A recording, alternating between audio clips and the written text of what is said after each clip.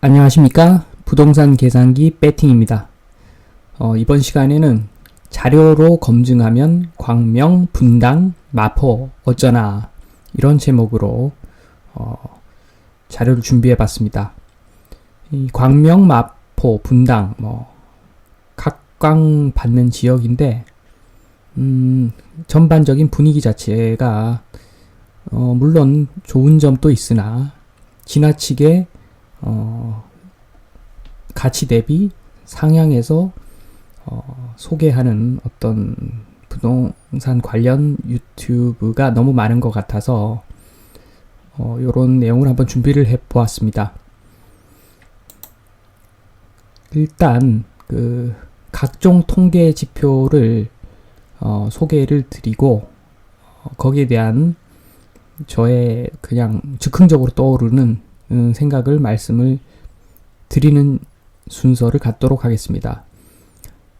국민소득 관련, 주택 관련, 인구 관련, 물가 관련 자료부터 우선 순서와 상관없이 그냥 되는 대로 보겠습니다. 처음 보는 자료는 1인당 실질 국민 총소득 자료입니다. 1980년만 하더라도 1인당 실질 국민 총소득이 486만 원이었습니다. 그리고 90년에는 2배 이상 뛰어서 1192만 원이 되었습니다. 그리고 2000년에는 2배가 좀 못되죠. 1972만 원으로 되었고 2010년에는 2808만 원, 이제 2배에 훨씬 못 미치는 그 숫자가 됐네요. 그리고 2020년에는 3,513원. 점점 그 국민 총소득이 늘어나긴 하지만 증가 속도는 굉장히 둔화되고 있는 추세입니다. 그런데 2018년을 보면 2017년도 그렇게 높지는 않은 것 같은데 2017년에서 2018년도도 그렇게 크게 증가하지를 않았는데 어쨌든 최고 정점을 보니까 2018년도에 3,531만 원이 최고치였습니다. 그리고 지금 2년 연속 소폭 감소하는 추세가 되고 있습니다. 그러니까 부동산이 많이 올랐던 2017년에서 2020년 사이에 조금 역설적이긴 하지만 1인당 실질 국민 총소득은 크게 늘지 않았다는 내용을 볼 수가 있습니다.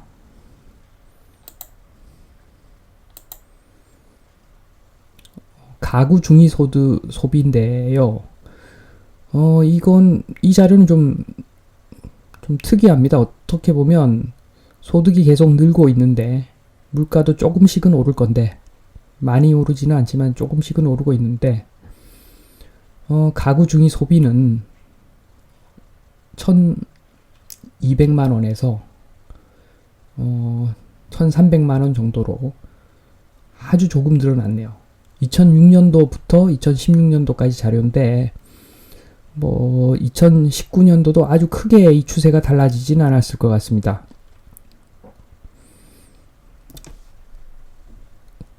자료가 좀 특이하죠. 이 자료만 보면.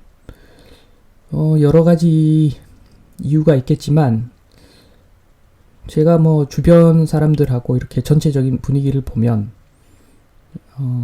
초고소득층만 수입이 엄청나게 늘더라고요, 보니까. 초고소득층만 그 수입이 엄청나게 늘어서 그 사람들 소비 금액이 대폭 증가했을 것이고, 가구 중위 소비는 그닥 증가하지 않았다는 그런 내용인 것 같습니다. 가구 중위 소득인데요. 마찬가지로 그 GDP처럼 쭉 꾸준히 조금씩 올라가고 있는 그런 추세입니다. 이건 큰 특이사항은 없는 것 같습니다.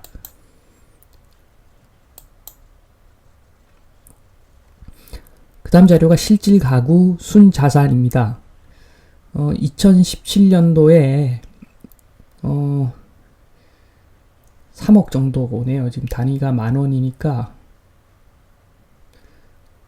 실질 가구 순자산이 3억 673만원 2017년도에, 그리고 2020년도에는 3억 4,421만원.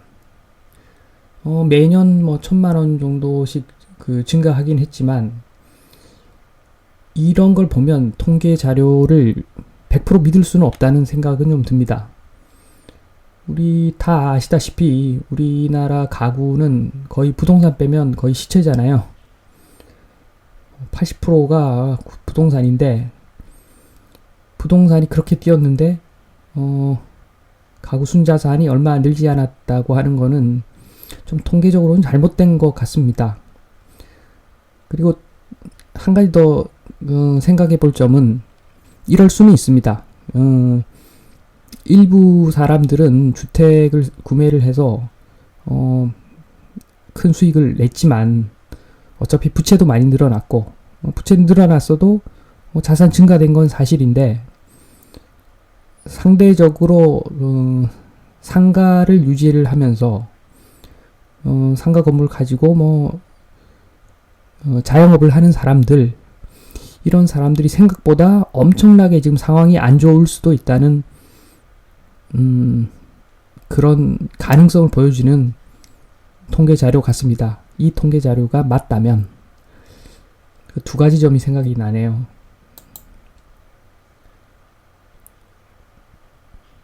다음은 소비자 물가 상승률입니다. 소비자 물가 상승률은 1990년도에 8.6%였습니다. 8.6%가 물가 상승률이니까, 물가 상승률만큼만 토지 가격이 올라도 1년에 거의 8, 9%가 올라가는 어떤 그런 부동산 시장이 정상인데, 이때 공급을 많이 늘리면서 오히려 안정을 시켰죠, 집값을. 그런 걸 생각해 보면 지금 부동산 정책에 관련된 사람들이 만약에 저때 집권을 했다면 지금 우리나라가 어떤 모양일까 아주 섬뜩합니다, 진짜로. 아시다시피 지금 최근에는 물가 상승률이 0.5% 정도 되거든요, 매년. 그 0.5%가 말도 안 된다는 사람도 있는데, 실질적으로 보면 저물가가 맞기는 맞습니다. 일부 뭐 채소나 계란이나 이런 것들이 한 번씩 물가가 뛰기는 하지만, 큰 폭으로 뛰긴 하지만, 저 같은 경우에는 인터넷으로 물건을 구매하는 게 뭐 생활화되어 있기 때문에 그 가격들을 보면 정말 낮습니다. 정말. 이거 깜짝 놀랍니다, 진짜. 그래서 저 개인적으로는 그 0.5%도 뭐 어차피 자산 가격은 배제가 된 그 상승률이기 때문에 말이 되는 것 같아요. 저 개인적으로는. 사람에 따라서는 이게 또 통계가 말이 안 된다는 사람도 있더라고요. 그리고 전국 수도권 및 지방주택 매매 가격 변동률, 이건 그냥 제가 봤을 때는 패스입니다. 패스. 말도 안 되는 것 같아요. 자산 가격 상승률과 마찬가지로 좀 잘못된 통계 같습니다. 월소득 대비 주택 임대료 비율 2010년에 19.2%였는데 2019년에는 16.1%로 다운이 됐네요. 한마디로 소득은 늘었는데 그 소득 대비 월세 비율이 낮아졌다는 그런 내용입니다. 얼핏 보면 말이 안 되는 것 같기도 한데, 제 개인적으로 보면 이건 좀 어느 정도 말은 되는 것 같습니다. 제가 2010년도에 월세를 받을 때도 월세가 뭐 200만원 넘게, 주택 하나를 보면 200만원 이상 그 임대료를 받았던 것으로 기억이 되는데, 지금도 뭐 비슷하니까 그 시세가 다 비슷하단 말이에요. 월세 같은 경우에. 아무래도 뭐 노후화가 돼 가는 과정이라서 그런지 몰라도 그렇죠. 옛날부터 그랬죠. 옛날부터 월세는 준공하고 나서 한 1, 2년 있다가 월세가 얼마면 그 가격으로 계속 가는 게 일반적이었죠. 일반적인데 지금 그것 플러스 전세 가격을 한번 보면 지금 2억 월세보다 전세 10억이 사실 더 싼 시기거든요. 이자를 이렇게 보면 10억 빌리면 이자가 뭐 200이 채 안 나가니까, 그래서 지금 전세 가격이 높은 것에는 그런 어떤 가려진 이면이 있습니다. 지금 뭐 이야기는 전가를 했다. 전월세 3법 통과되고 나서 전가를 했다. 그런 말도 많지만 그 말도 맞긴 맞습니다. 맞긴 맞는데 그 정도로 전가를 시키기 위해서는 그 낮은 금리가 없다면 전가가 아마 안 됐을 거예요. 아마 제가 봤을 때는. 그리고 뭐 전세 올라가 봤자 뭐 옛날보다 부담이 오히려 적거든요.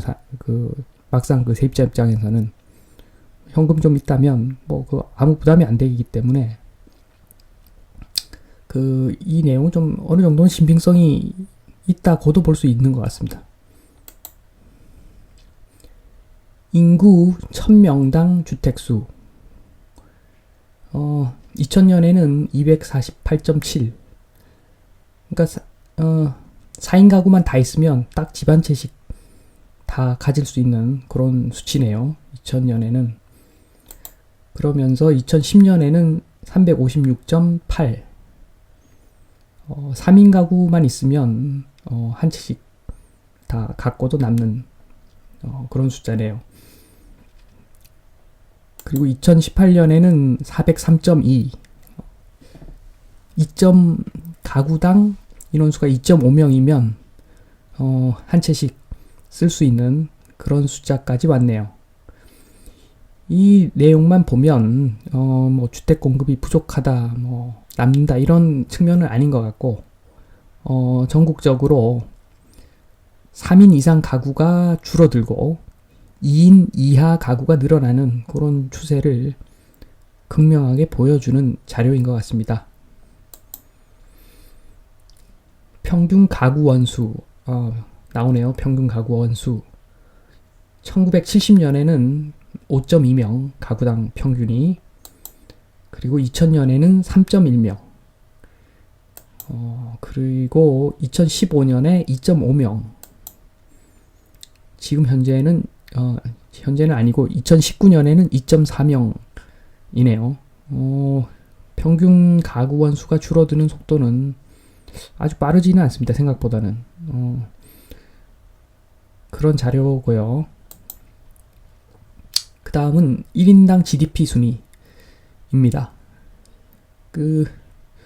저는 사실 국뽕을 좀 별로 안 좋아하는데, 있는 그대로 사실 받아들여야 되는데, 이 내용을 보면 좀 와닿는 게 좀 있긴 있을 겁니다. 우리나라는 지금 10위권 안에는 없고, 브루나이보다 한 단계 높은 26위, 한국은 26위입니다. 쿠웨이트가 우리나라보다 한 단계 앞서고, 그런 자료가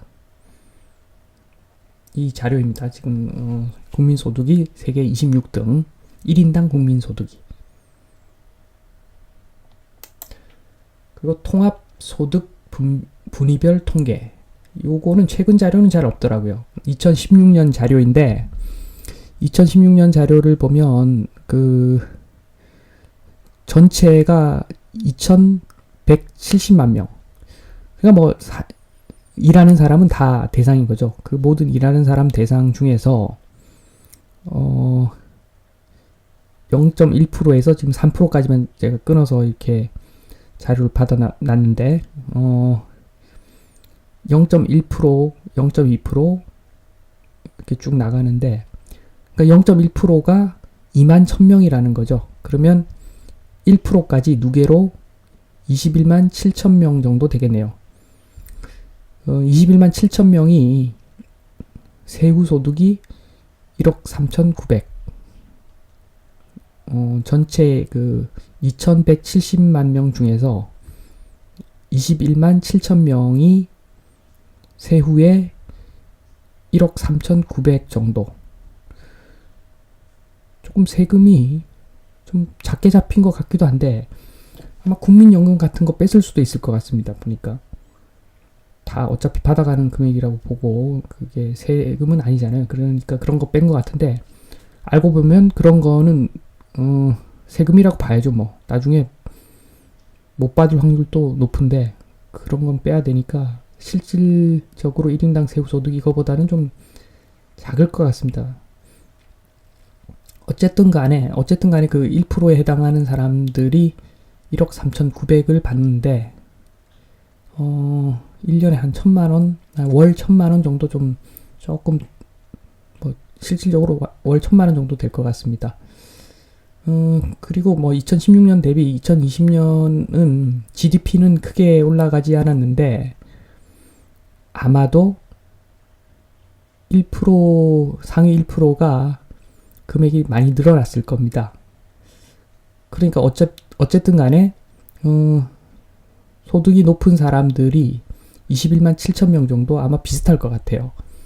특히나 뭐 0.1, 0.2, 0.3 이쪽에 속하는 사람들이 특히나 더 많이 가져갔을 것 같습니다. 저 1%가 99%의 어떤 소득을 더 땡겨갔을 것이라고 지금 추정이 되는데 자료는 뭐 아직 나온 게 없지만 그런 측면에서 봤을 때 한 뭐 아주 고급 주택, 좋은 주택에 살 수 있는 사람이 21만 7천 명 정도.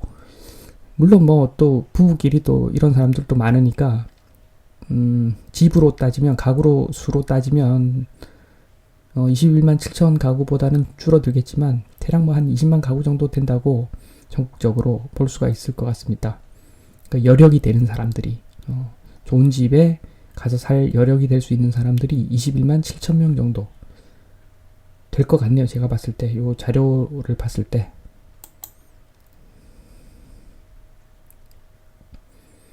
그리고 이 자료는 서울 자료인데 150세대 이상 아파트죠. 뭐 주상복합 및 아파트 150세대 이상 되는 것 그 호수가 주택수죠. 서울특별시 같은 경우에 153만 5천 채가 되네요.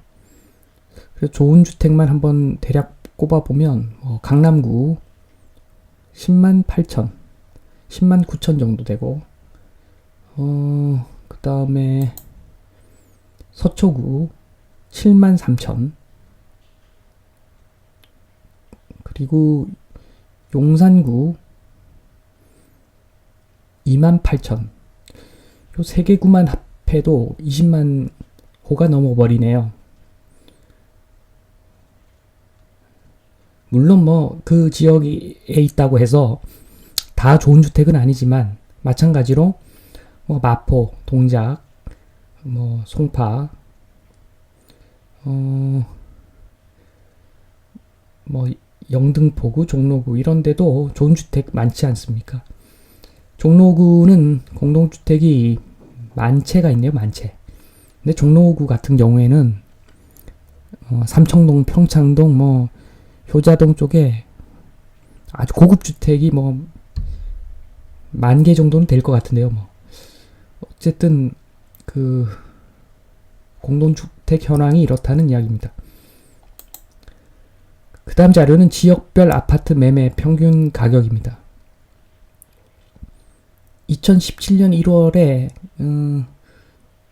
제곱미터당 695만원에서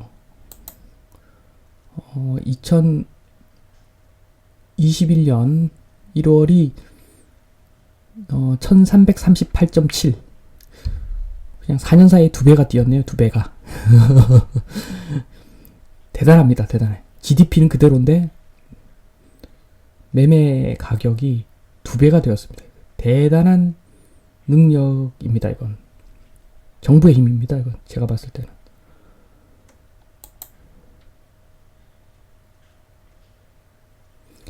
이제 자료를 쭉 다 보았는데, 이 자료를 그냥 재미로 본 건 아니고, 다음 장이 이제 본격적인 내용입니다. 소득, 공급 관련 주장. 요런 주장들이, 아주 특이한 주장들이 많아서, 제가 한번 검증을 한번 해보려고,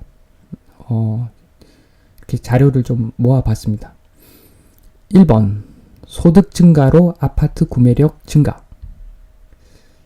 이거 자료를 보면 1인당 실질 국민 총소득만 보더라도 지금 2017년부터 20년 사이에는 거의 안 늘어났죠.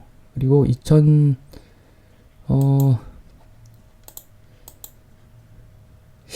이후에는 2년 연속 감소가 됐죠, 오히려. 그래서 좀 얼핏 말은 안 되는 것 같아요. 소득 증가로 아파트 구매력 증가. 이거는 지금 현재로서는 좀 안 맞는 것 같고, 오히려 소득 증가가 아니라 2000년 이후에 진행된 꾸준한 돈 풀기로 시중에 돈이 많이 풀려서 M2 증가에 의해서 아파트 가격이 많이 올랐다. 이게 오히려 팩트 같아요. 그리고 소득 증가도 저 위에 있는 계층만 몰아서 더 가져갔기 때문에 마찬가지죠. 그 사람들이 아파트를 한 채에서 거주를 하는 거지 20채에서 거주하지는 않으니까 소득 증가로 아파트 구매력 증가는 조금 아주 맞는 이야기는 아닌 것 같습니다. 부분적으로 맞을 수도 있지만 그 소득 증가 비율이 그 정도로 크지는 않은 것 같습니다. 2번, 코로나로 대형 평수가 오른다. 요 내용은 정말 이 내용 좀 웃긴 것 같아요. 보통 보면 주장하는 사람들이 코로나로 도심의 대형 평수가 오른다 이런 이야기를 하는데 왜 그냥 대형 평수도 아니고 왜 도심의 대형 평수인지 모르겠습니다. 세계적으로 지금 외곽에 수요가 증가하고 도심 수요가 감소한 게 코로나의 영향인데 특히나 맨하탄에서 유저지에 7억이면 60평대 집 산다고 그러니까 많이들 갔다고 그러는데 왜 우리만 도심에 또 몰려야 되는지 모르겠습니다. 일단 그걸 떠나서 일단 코로나로 집에 많이 오랫동안 있어야 되기 때문에 대형 평수가 오른다고 하는데 코로나는 좀 있으면 없어질 것이고 정말 결정적인 이유는 평균 가구 원수가 될 것 같습니다. 그러니까 1인당 한 가구당 구성원 수가 핵심인 것 같은데 지금 급속도로 지금 줄어들고 있죠. 지금 벌써 아까 말씀드렸듯이 2.4명 평균 가구 원수가 2019년에 2.4명이고 이게 2m로 떨어진다고 하니까 큰 평수가 이게 무작정 오를 수만은 없겠죠. 물론 아주 좋은 지역에 대형이 오를 수는 있겠으나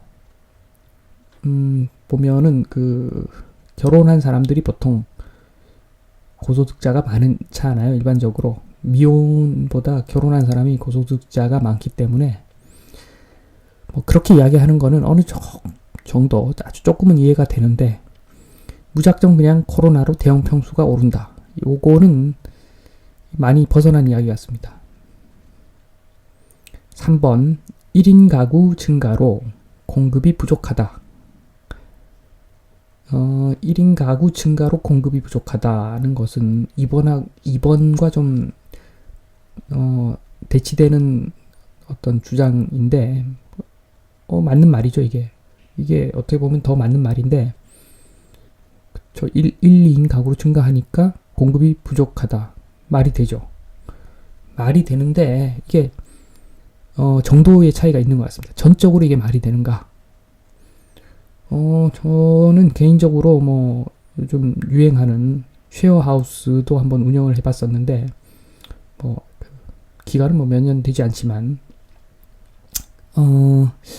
그 쉐어하우스 같은 경우에 제가 운영하던 데는 평수가 한 40평 정도 되는데, 최고로 전입 살던 거주하던 사람들이 최대가 제 기억에 12명인 것 같습니다. 12명인가 13명이 40평에 산 적이 있는데, 이런 건 통계에 안 잡힙니다.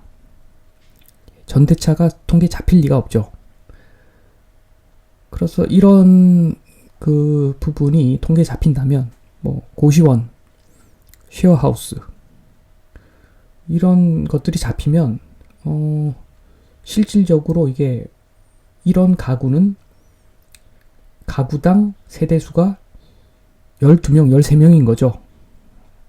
평균 가구 원수를 엄청 증가시키는 어떤 통계인데, 이런 건 잡히지 않기 때문에 1인 가구 증가로 공급이 부족하다. 맞는 말이지만 1인 가구 증가가 생각보다 많지는 않을 것이다. 그리고 특히나 고급주택 1인 가구는 뭐 20, 30대 고소득자만 들어가겠죠. 만약에 뭐 나이가 30살인데 연봉이 뭐 10억이 넘고 차도 있고 뭐 집도 있고 다 있는 사람이 과연 결혼을 안 할 것인가? 35세가 되었을 때 싱글일 확률이 과연 몇 프로나 되겠습니까?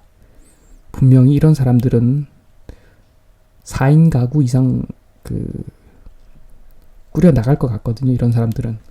그런 측면에서 이 말이 1인 가구 증가로 공급이 부족하다. 공급이라고 하는 거는 새 아파트 뭐 이런 건데, 꼭 맞는 말은 아닌 것 같습니다. 이게 일정 부분 맞는 말이다. 4번, 전반적으로 가격이 내려도 A급 위치는 오른다. 이게 요즘 뭐 이런 말 많더라고요. 이게 좀 깜짝 놀랐는데, 전반적으로 가격이 내려도 A급 위치는 오른다. 그래서 3억짜리가 1억이 될 때 30억짜리는 90억이 된다. 뭐 이런 주장이 있지 않습니까? 이거는 조금 통계적으로는 알 수가 없죠. 이런 거는. 통계적으로는 알 수가 없는데, 저는 가장 크게 보면, 대한민국 국민의 인성이라고 해야 됩니까? 인성을 믿습니다, 저는. 지금 현재는 정부가 좀 대응을 잘못해서 무주택자는 영끌한 사람들 피해를 보기를 원하고, 그리고 영끌하고 뭐 다주택자는 뭐 속된 말로 뭐 거지라고 표현을 하면서 매수를 부추기고 자기 물건 넘겨서 받아가게 하고, 이런 정말 비인간적인, 정말 부끄러운 어떤 일들이 이 정부에 의해서 이게 다 생긴 것 같은데, 사실은 정말 괜찮은 국민들 같습니다. 무슨 말이냐면, 내가 좀 못 살아도 자존심이 있거든요. 자존심. 내가 나쁜 짓은 하지 않는다. 내가 내 품위는 지키면서 산다. 이런 게 강한 것 같습니다. 그래서 A급지나 B급지나 C급지나 구성원을 보면 인격적으로 크게 차이는 안 나는 것 같습니다. 이게 무슨 말이냐? 저는 건설회사를 좀 다녔었는데, 해외 입찰하는 부서에서 들은 이야기가, 이런 공사가 있다고 하더라고요. 남아프리카 공화국에 펜스를, 몇십 킬로짜리 펜스를 치는 공사가 있었다. 근데 그 펜스를 왜 치느냐? 너무 치안이 불안해서 자동차 타고 가다가 막 총 맞아 죽고 이런 사람들이 너무 많아서, 잘 사는 사람들이 주택 단지를 조성하기 전에 뭐 철의 장막을 친다고 그러더라고요. 원형으로 그냥 쭉 둘러서 철벽을 만들고 몇 메다 되는 거죠. 4, 5m짜리 막 벽을 이렇게 사람이 뭐 기어 올라갈 수 없는, 사다리 타고도 못 가는 어떤 그런 담장을 만드는 공사가 있다고 하는데, 그만큼 치안이 불안한 겁니다. 그러니까 그 인성의 차이가 너무 난다는 거죠. 뭐 살인을 할 정도니까. 뭐 그 정도의 어떤 국민성이 있으면 이 4번 이야기가 말이 됩니다. 담벼락 안과 담벼락 밖. 그러니까 이너 서클에 들어가기 위해서 돈이 문제가 아니죠, 그때는. 사람이 뭐 죽고 사는데, 밖에서 살다가 집에 불 나고 뭐 총 맞고 이러는데, 그때는 이너 서클과 그 서클 밖이 천지차이죠, 천지차이. 돈으로 값을 매길 수가 없겠지만, 우리나라는 그 정도 상황은 아닙니다. 사람들이 정말 괜찮습니다. 그런 여건에서, 동네가 좀 다르다고 해서, 뭐 불과 뭐 몇 킬로 떨어진 데랑 만약에 그 월세의 차이가 한 1,000만 원 정도만 난다, 만약에. 그러면 그 1,000만 원 차이 나더라도 1,000만 원 차이를 감수하고 A급 위치로 가겠습니까? 한번 생각을 해보십시오. 저는 안 갑니다. 저 같으면 B급지나 C급지 살면서 월 1,000만 원의 차이가 난다면 저는 기사를 고용할 것 같습니다. 뭐 출퇴근도 하고 장도 보고, 그 돈이 뭐 한 500만 들리면 충분할 건데, 그러고도 500이 남는데 과연 그 정도까지 차이를 감수하면서 A급 위치로 가겠느냐, 조금은 전 의문입니다, 이 부분은.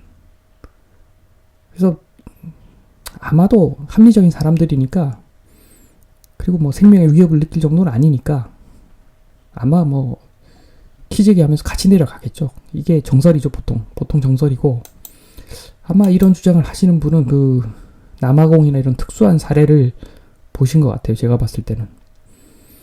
5번 세금이 오르면 전월세로 그만큼 전가 가능하다. 요 내용은 그 임대를 5년만 해보신 분은 알 겁니다. 얼마나 말이 안 되는 소리인지 알면서 모르는 척 하실 거예요, 아마. 제가 봤을 때. 그러니까 세금이 오르면 전월세로 일부 전가가 가능하겠죠. 일부 전가가 가능하다는 맞습니다. 그런데 그 감내할 수 있는 수준이라는 게 있는데, 그러니까 저렴한 주택일수록 몇만 원 차이도 크게 움직이고, 그러니까 보통 비율로 보시면 될 것 같습니다. 월세가 300이다. 그러면 30이 좀 넘어가면 좀 고민되는 그런 상황이 생기는 것 같더라고요. 보니까 어이없는 게, 뭐 쉐어하우스 같은 경우에 3, 40만 원짜리 방에 2, 3만 원 차이 나도 뭐 엄청납니다. 이 수요가 달라집니다. 수요가. 그 정도이기 때문에 이게 막 무작정 뭐 올릴 수 있다, 이건 말도 안 되죠.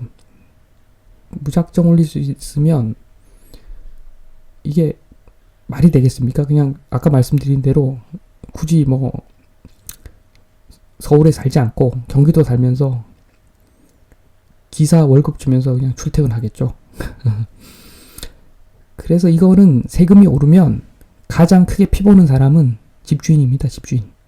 집주인이 가장 큰 피해를 보고, 그 다음에 전월세 사는 사람들이 피를 보는 거죠. 그리고 그럼 지금 최근에 작년 하반기에 전세 가격이 급격하게 올랐던 것은 말씀드린 대로 금리가 낮아서 전세가 부담이 없죠, 사실. 그 원인이 큰 거지, 이게 무작정 올라갈 수는 없습니다. 주변에 임대 오래 하신 분들한테 한번 여쭤보시면, 그러니까 비공식적으로 이렇게 뭐 그 유튜브나 이런 데 물어보시지 마시고, 답 안 나오니까 조용하게 한번 물어보십시오. 이렇게 소득 공급 관련 주장에 대한 뭐 제 나름의 생각을 말씀드려 보았는데, 어떤 이런 주장들이 극단을 달리면 보통 틀릴 경우가 많습니다. 주장이라고 하는 게 이게 어느 정도 선이 있거든요, 이게. 너무 극단적으로 한쪽으로 쏠린 주장은 조금 보통 보면 이상한 주장입니다, 일반적으로. 그리고 제목에 보면 광명, 분당, 마포 어쩌나 이렇게 말씀드린 거는 마찬가지입니다. 지금 이런 지역들이 광명, 분당, 마포 이런 지역들 보면 요즘은 뭐 광명 이야기가 많더라고요. 그렇죠. 뭐 무작정 오른다 이런 주장들, 막 이상한 주장들이 너무 많은데, 그러니까 이게 좋은 건 다 붙이시더라고요. 이게 광명의 물건을 들고 계시면 경치가 뭐 좋고, 뭐 호수도 이렇게 끼고 있고, 서울과 가까워서 좋다. 이렇게 하시는데, 그럼 뭐 영등포는 뭡니까? 그리고 사실 제일 경치 좋은 거는 평창동? 그러니까 저 서울에 있는 평창동 말고 강원도 평창, 그다음에 뭐 강릉 속초 끝내줍니다. 그냥 경치가 끝내주는데 그렇다고 거기가 그렇게 비싸게 매매가 되지는 않거든요. 그래서 제가 말씀드리는 거는 지금 시장이 좋을 때는 이렇게 막 호도를 하면서 물량 넘기려는 사람들이 많으니까 그냥 조심하라는 측면에서 말씀드렸습니다. 시장이 좋으면 좋은 것만 보기 때문에 지금 안 좋은 것들은 전혀 안 보일 거예요, 아마. 그렇기 때문에 더 계산을 해야 됩니다, 계산. 많이 계산할수록 좋습니다. 원가법으로 해보고, 그 다음에 수익률 계산해보고, 다 해보면 베스트인데, 최소한 수익률만 검토를 하고, 그 땅값에 대한 부분만 제대로 검증을 한다면, 크게 피해를 보는 일은 없을 겁니다. 다음번에도, 자료를 많이 준비를 해서, 근거를 가지고 말씀을 드리도록 하겠습니다. 마치겠습니다.